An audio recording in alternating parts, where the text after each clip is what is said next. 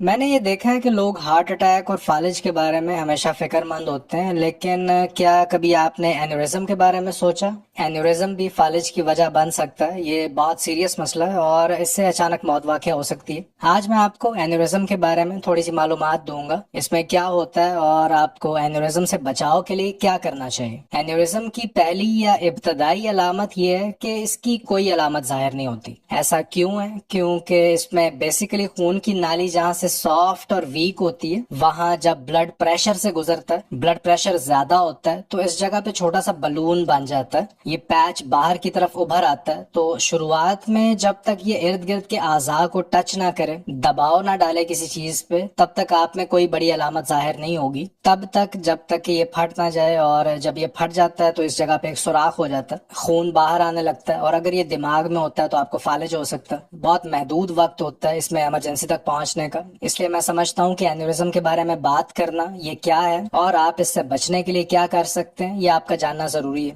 اینیورزم دماغ میں دل کے قریب ایورٹا میں، جو خون کی نالی دل سے پورے جسم میں خون سپلائی کرتی ہے، یہ گردوں میں اور جسم کے مختلف حصوں میں ہو سکتا ہے۔ اب ایک سادہ سا ٹیسٹ ہے جو آپ ابھی کر سکتے ہیں، جس سے آپ یہ جان پائیں گے کہ آپ میں اینیورزم ہونے کے کتنے چانسز ہیں۔ اسے تھم ٹو پام ٹیسٹ کہتے ہیں۔ اگر آپ ابھی اپنے ہاتھ کے انگوٹھے کو کراس کر کے اس طرح سے ہتھیلی کے پار لے جائیں، انگوٹھا اگر ہتھیلی کے بیرونی حصے سے آگے نکل رہا ہے، مطلب پوری ہتھیلی کو کراس کر پا رہا ہے، تو اس کا مطلب یہ ہے کہ باڈی میں ایکسٹرا لوز کولیجن موجود ہے۔ مطلب باڈی کا جو کولیجن ہے بہت سافٹ اور نرم ہے، الاسٹک نہیں ہے، آسانی سے ٹوٹ سکتا ہے۔ تو ایسے لوگوں میں اینیورزم ہونے کے امکانات زیادہ ہوتے ہیں جن لوگوں کا کولیجن نرم ہوتا ہے، لیکن اس کا مطلب یہ بھی نہیں ہے کہ آپ کو اینیورزم ہو چکا ہے۔ یہ جسٹ ایک انڈیکیٹر ہے، آپ کے علم میں ہونا ضروری ہے۔ اگر دیکھنا چاہیں تو اس طرح سے آپ دیکھ سکتے ہیں۔ اینیورزم کی اگر وجوہات پہ بات کریں تو سب سے پہلے ہمارے پاس سگریٹ نوشی ہے۔ اگر آپ سگریٹ پیتے ہیں اور ایسا سوچتے ہیں کہ سگریٹ کا تعلق تو پھیپھڑوں سے،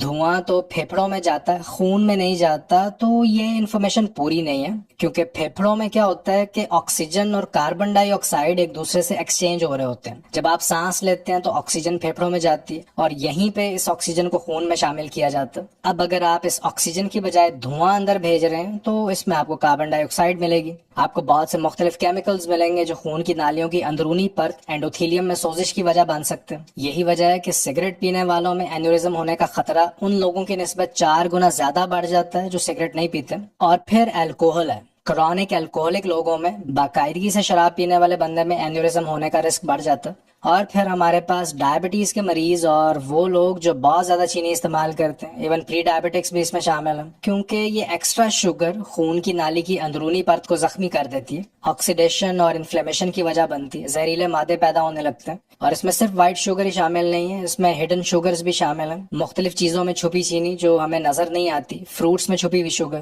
کاربوہائیڈریٹس میں موجود شوگر، فوڈ سٹارچ، سموسے، پکوڑے، زنگر برگرز، مالٹوڈیکسٹرن، ان سب چیزوں میں شوگر ہوتی ہے۔ اگر آپ انہیں باقاعدگی سے استعمال کرتے ہیں تو یہ چیزیں خون کی نالیوں کو نقصان پہنچاتی ہیں۔ اور پھر ہمارے پاس سیڈ آئلز ہیں، کوکنگ آئلز، یہ بھی کرونک انفلیمیشن پیدا کر سکتے ہیں۔ اور اس لسٹ میں اگلی چیز بہت انٹرسٹنگ ہے، ڈینٹل بیکٹیریا، کیونکہ اینیورزم میں جب ان بیکٹیریا کی جانچ کی گئی تو پتا چلا کہ یہ سیم بیکٹیریا ہیں جو ڈینٹل پلاک میں بھی ہوتے ہیں، اور مسوڑوں کی بیماری پیدا کرنے والے بیکٹیریا بھی اس میں شامل تھے۔ بظاہر یہ خون میں لیک آؤٹ ہو جاتے ہیں، ویسکولر سسٹم میں داخل ہو کے یہ انفیکشن اور سوزش کی وجہ بنتے ہیں۔ کوئی بھی ایسی چیز جو کرونک آکسیڈیشن اور سوزش پیدا کرتی ہے، یہ اینیورزم کی وجہ بن سکتی ہے، ویسکولر سسٹم کو کمزور کر سکتی ہے۔ اور پھر اس کے علاوہ اگر آپ کو ہائی بلڈ پریشر ہے تو یہ چیزوں کو مزید خراب کر دیتا، لہٰذا آپ نے ان سب باتوں کا خیال رکھنا ہے۔ اب آخر میں اینیورزم سے بچاؤ کے لیے آپ کیا کر سکتے ہیں؟ سب سے پہلے ان چیزوں کو ہٹا دیں جو سوزش پیدا کرتی ہیں، اینٹی آکسیڈنٹس کا استعمال شروع کریں، vitamin D, vitamin B, vitamin C, یا ایسی سبزیاں، ایسے کھانے جن میں اینٹی آکسیڈنٹس موجود ہیں اپنی ڈائٹ میں ضرور شامل کریں۔ اگر کوکنگ آئلز استعمال کرتے رہیں پہلے تو اب ان کے اثر کو زائل کرنے کے لیے، انہیں کاؤنٹر ایکٹ کرنے کے لیے آپ کو اومیگا 3 فیٹی ایسڈز کا استعمال شروع کر دینا چاہیے۔ فش آئل، خاص طور پہ کارڈ لیور آئل، کوکنگ کے لیے flax seed oil, chia seed oil,